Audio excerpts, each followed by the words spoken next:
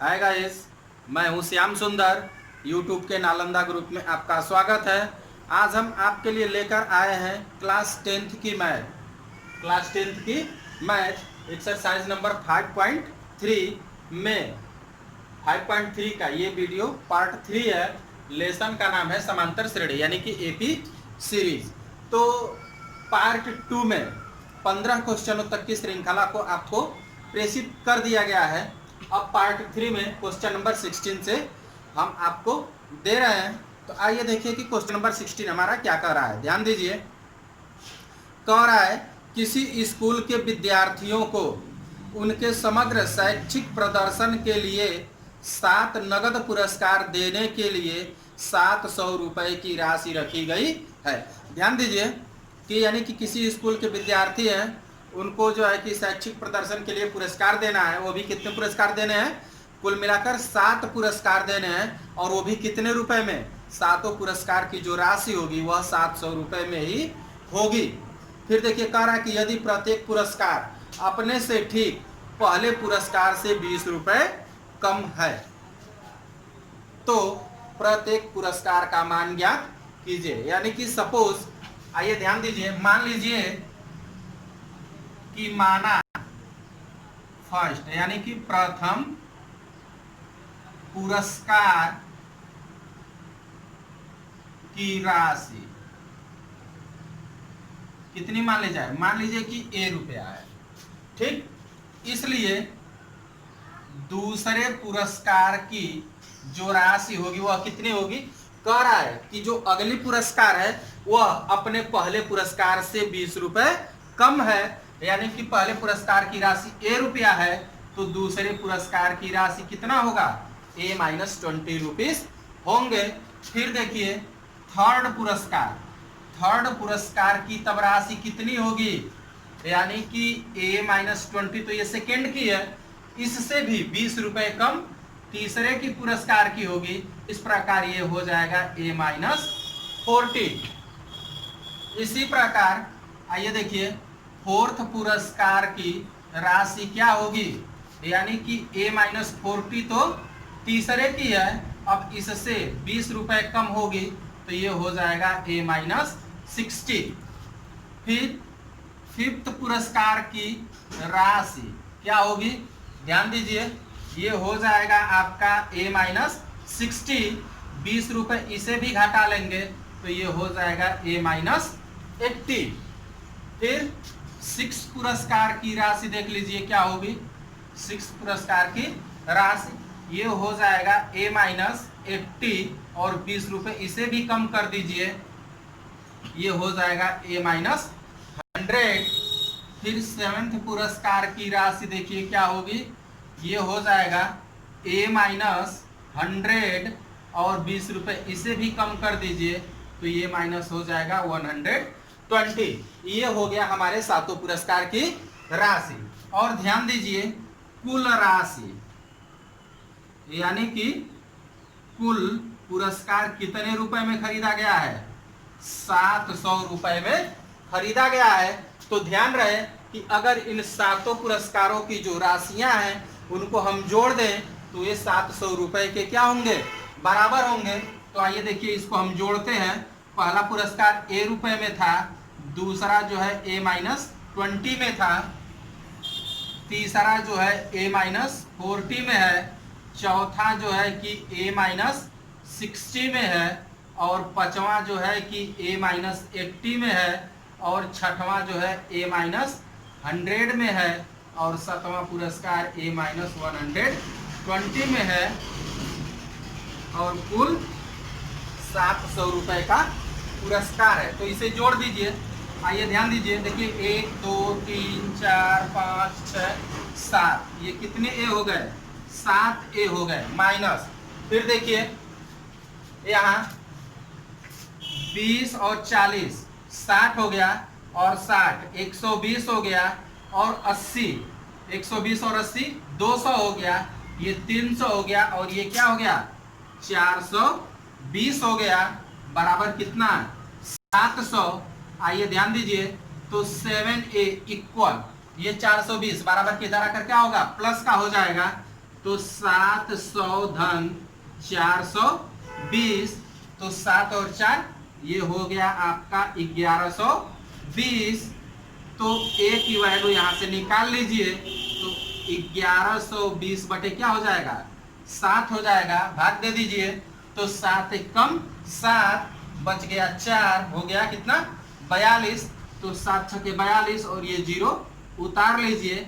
यानी कि पहले पुरस्कार का जो राशि था 160 रुपए में खरीदा गया था। पहला पुरस्कार कितने में खरीदा गया था 160 रुपए में। देखिए पहले पुरस्कार की राशि कितनी मानी गई थी ए रुपया, और ए की वैल्यू कितनी मिल गई 160 रुपया।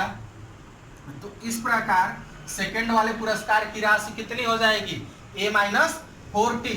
इसका मतलब कि 160 में से सॉरी सेकंड वाले की a माइनस 20 है, तो ये हो जाएगा 160 में से 20 को घटा देंगे तो 140 हो जाएगा। आइए देखिए थर्ड वाले की राशि कितनी हो जाएगी, तो 160 माइनस 40 हो जाएगा, तो ये कितना हो गया 120। फोर्थ वाले की राशि कितनी हो गई 160 माइनस 60, तो ये हो गया 100।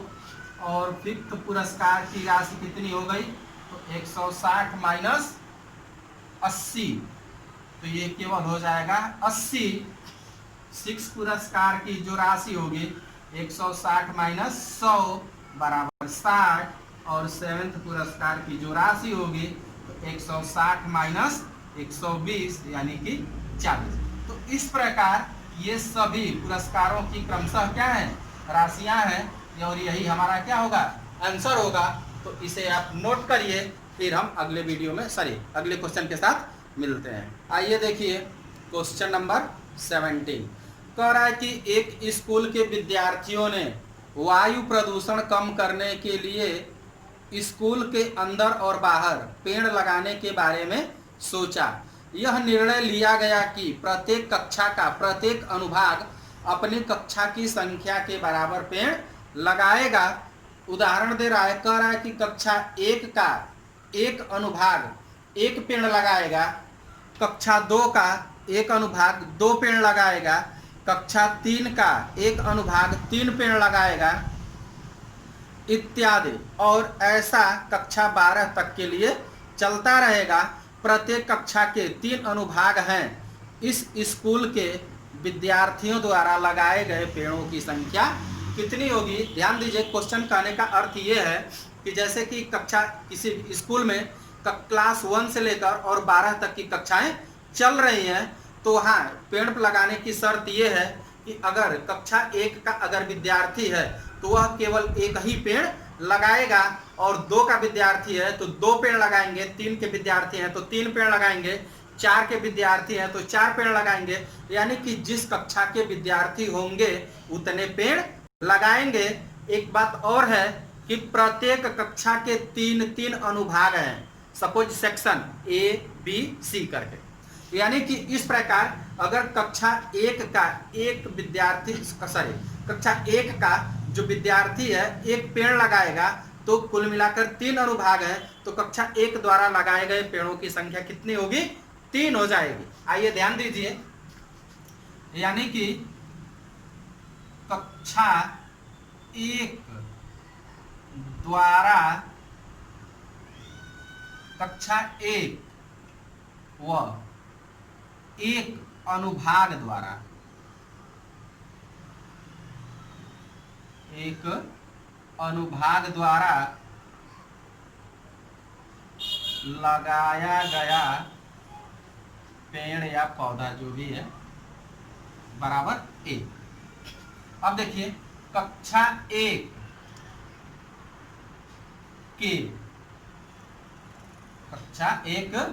के 3 अनुभाग द्वारा लगाया गया पौधा, यानी कि एक कक्षा का अगर 1 पेड़ लगाएगा तो 3 अनुभाग है, तो कुल मिलाकर कितने पेड़ हो जाएंगे 1 गुणे 3 बराबर 3। अब देखिए कक्षा 2 के 3 अनुभाग द्वारा लगाया गया पौधा। ध्यान दीजिए 2 के विद्यार्थी हैं तो 2 पेड़ लगाएंगे, और तीनों कक्षा के विद्यार्थी लगाएंगे, इस प्रकार हो जाएगा 2 तिहाई 6।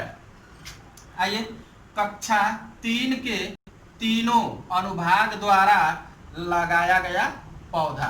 तो ये क्या हो जाएगा, 3 के विद्यार्थी हैं तो 3 पेड़ लगाएंगे और तीनों अनुभाग के कितने पेड़ लगा देंगे, 9। इसी प्रकार ये क्या होगा, क्रम बढ़ता जाएगा। और ध्यान दीजिए कि कक्षा 12 के तीनों अनुभाग द्वारा लगाया गया पौधों की संख्या या पौधे, तो 12 के हैं तो 12 लगाएंगे, ठीक। और चूंकि 3 अनुभाग है तो गुणे 3 बराबर 36, यानी कि कक्षा 12 द्वारा कुल पेड़ कितने लगाए गए, 36। तो ध्यान दीजिए कि अब यह एक प्रकार की क्या हो रही है, श्रेणी बन रही है। तो श्रेणी बन क्या रही है, ध्यान दीजिए 3, 6, 9 डॉट डॉट कहां तक, 36 है। ये तो हमारी एक श्रेणी बन गई।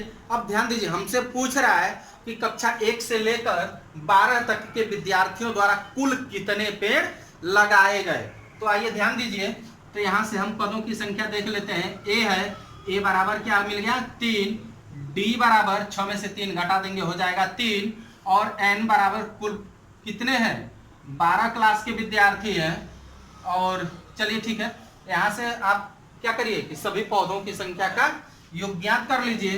तो होता है एस 12 बराबर 12/2, फिर हो जाएगा 2a, a की वैल्यू 3 है, plus n-1 into D, D का मान कितना है, 3 है। इसे हम हल कर लेंगे तो 12 में 2 की भाग देंगे हो जाएगा 6, ये हो गया 2/3 6, 12 में से 1 घटा देंगे 11 हो गया, और 11 तिया के 33 हो गया। इसे हल करिए तो ये हो गया इतना, यानी कि 33 में 6 जोड़ देंगे तो ये हो जाएगा 39। अब इसे आप क्या करिए, गुणा कर लीजिए तो 6 9 हो जाएगा 54, 5 बच गया, और 6 3 के 18 और 5 23। इस प्रकार आप देख रहे हैं कि कक्षा 12 यानी कि 1 से लेकर 12 तक के विद्यार्थियों द्वारा कुल लगाए गए पौधों की संख्या कितनी हो गई, 234। तो इसे आप नोट करिए, फिर हम अगले क्वेश्चन के साथ आपसे मिलते हैं। आइए देखिए क्वेश्चन नंबर 18 कह रहा है कि केंद्र ए से, देखिए इसमें एक चित्र दिया हुआ है जो कि आपके सामने प्रस्तुत है। कह रहा है कि केंद्र ए से प्रारंभ करते हुए बारी बारी से केंद्रों ए और बी को लेते हुए त्रिज्याओं 0.5 centimetre, 1 centimetre, 1.5 centimetre, 2 centimetre dot dot वाले उत्तरोत्तर अर्धवृत्तों को खींचकर एक सर्पिल बनाया गया है। कह रहा है कि जैसा कि आकृति में आपको दिखाया गया है, कह रहा है 13 क्रमागत अर्धवृत्तों से बने इस सर्पिल की कुल लंबाई क्या है। तो ध्यान दीजिए कुल अर्धवृत्त कितने हैं, यानी कि ये संख्या कितनी है, 13 है।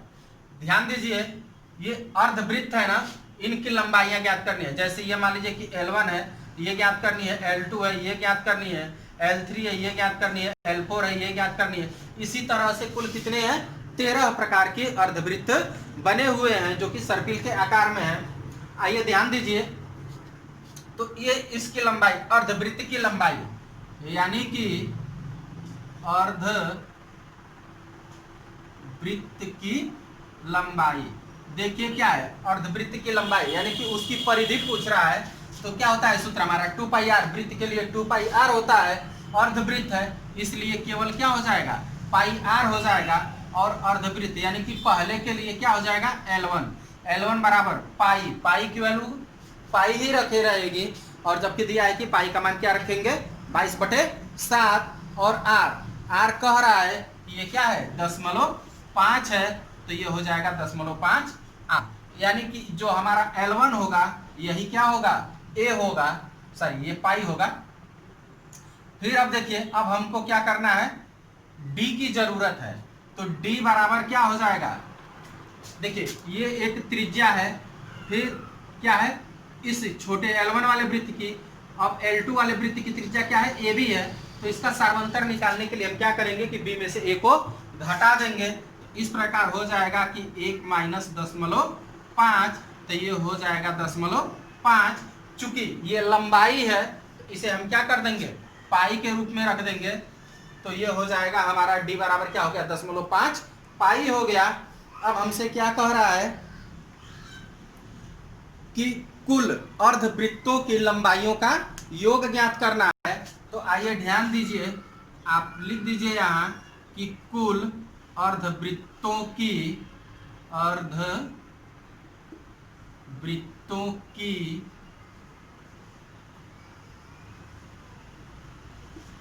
लंबाइयों का योग क्या हो जाएगा, S13 इक्वल हो जाएगा आपका 13/2 होता है 2a, a की वैल्यू क्या है 0.5 पाई प्लस n-1 तो हो जाएगा 13-1 इंटू डी। डी की वैल्यू क्या मिल रही है 0.5 पाई। इसे हम हल कर देंगे तो ये हो जाएगा 13/2, ये हो गया 2 × 5 = 10, एक 0 हट जाएगा तो ये हो जाएगा केवल पाई प्लस 13 में से 1 घटा देंगे हो जाएगा 12 और 12 में 0.5 का गुणा कर देंगे तो क्या हो जाएगा 6 पाई हो जाएगा। इस प्रकार ये हमारा हो गया 13/2 और 6 और 1 7, ये हो गया 7 पाई। अब हम इसे हल कर देंगे, ये हो गया 13/2, ये हो गया 7 और पाई का मान क्या रखना है 22/7, तो ये 7 से 7 कैंसिल हो जाएगा, 2 से ये कैंसिल हो जाएगा, 11 हो जाएगा और 11 का 13 में गुणा कर देंगे। आइए देखिए क्या होगा, हो जाएगा 13 एकम 13 और 13 एकम 13 और 1 14, यानी कि 143 सेंटीमीटर। ये क्या है 143, यानी कि 143 सेंटीमीटर। इस प्रकार 13 अर्ध जो सर्पिल हैं इनकी जो लंबाइयां हैं वो कितनी हो जाएगी 143 सेंटीमीटर। तो इसे आप नोट करिए, फिर अब हम अगले क्वेश्चन के साथ मिलते हैं। आइए देखिए क्वेश्चन नंबर 19 कह रहा है कि 200 लट्ठों को ढेरी के रूप में इस प्रकार रखा जाता है कि सबसे नीचे वाली पंक्ति में 20 लट्ठे, उससे अगली पंक्ति में 19 लट्ठे, उससे अगली पंक्ति में 18 लट्ठे इत्यादि हैं।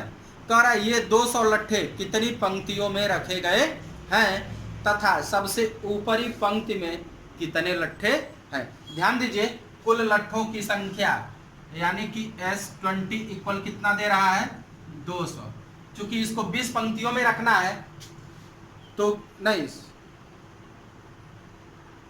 सॉरी, कह रहा है कि SN, मान लीजिए कि कुल पंक्तियों की संख्या n है, कुल कितने लट्ठे हैं 200 लट्ठे हैं।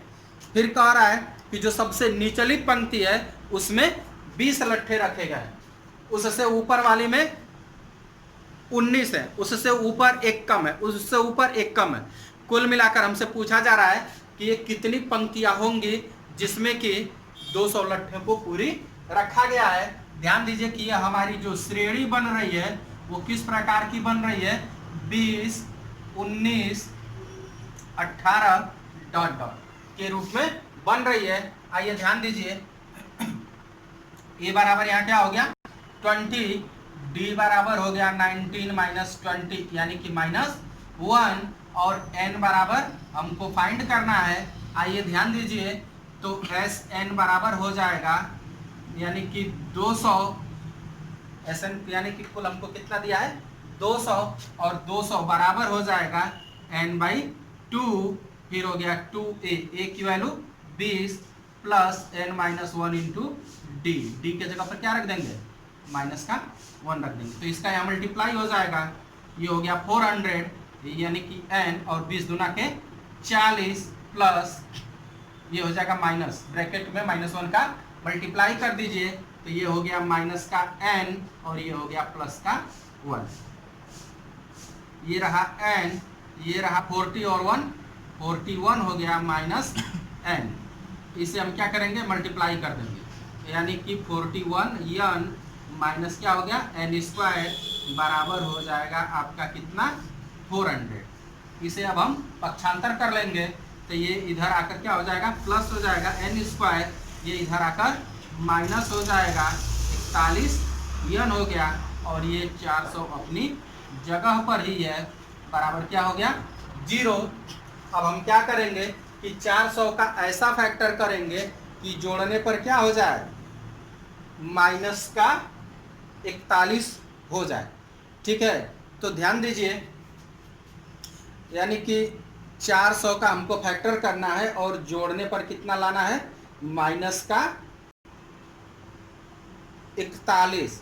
तो ध्यान दीजिए, इसका जो फैक्टर होगा ये आपका फैक्टर हो जाएगा 16 और 25, यानी कि 16 का 25 में गुणा करेंगे तो हो जाएगा 400 हो जाएगा आपका पूरा पूरा। आइए ध्यान दीजिए, तो ये हो जाएगा n स्क्वायर माइनस ये हो जाएगा 25n माइनस 16n और प्लस का 400 इक्वल 0।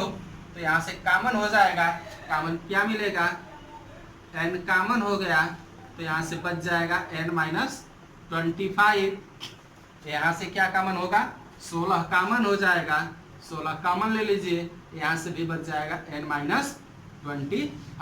आप देख रहे हैं कि दोनों ब्रैकेट क्या है, सेम है। तो जब ब्रैकेट सेम है तो इनको हम कॉमन ले लेंगे तो हो जाएगा n माइनस 25 और ये हो जाएगा n माइनस 60 इक्वल 0। अब हम यहाँ से क्या करेंगे, n का मान फाइंड कर लेंगे। तो लिखेंगे, यानी कि n बराबर क्या हो जाएगा, एक 25 हो जाएगा और दूसरा 16 हो जाएगा। लेकिन एक चीज आप ध्यान दीजिए, यहाँ n के 2 मान मिल रहे हैं। आपसे कहा जा रहा है कि जो अधिकतम लट्ठों की संख्या, जो पंक्तियों की संख्या है वो क्या है, 20 है। तो ये क्या है, एक 25 मान आ रहा है, तो इसको हम छोड़ देंगे। तो इस प्रकार हो जाएगा पंक्तियों की संख्या, पंक्तियों की संख्या क्या हो जाएगी, तब 16 हो जाएगी, जो कि अधिकतम 20 है और हमारा एक मान 25 मिल रहा है। तो इसको हम क्या करेंगे, छोड़ देंगे। इस प्रकार जो पंक्तियों की संख्या होगी वो क्या होगी, 16 होगी। फिर अब एक चीज और ध्यान दीजिए, हमसे पूछ रहा है कि ऊपरी वाली पंक्ति में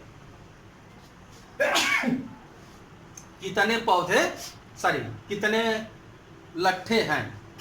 तो इनकी भी संख्या ये ज्ञात कर लीजिए, यानी कि T16 बराबर हो जाएगा a plus n minus 1 into D. तो a की वैल्यू क्या है, 20 है, प्लस n माइनस 1 यानी कि 16 माइनस 1 इंटू डी। डी का मान क्या है, माइनस 1 है। तो ये हो जाएगा 20 प्लस 16 में से 1 घटा देंगे तो 15 और ये माइनस का है तो माइनस हो जाएगा, यानी कि 20 में से 15 घटा देंगे तो T16 बराबर कितना मिलेगा, 5। यानी कि स्पष्ट है कि ऊपरी वाली जो पंक्ति होगी उसमें कुल मिलाकर 5 ही लट्ठे होंगे और सबसे निचली वाले में तो आपको बताया ही जा रहा है कि 20 लट्ठे हैं और कुल ये क्रम से 16 पंक्तियों में रखे जाएंगे।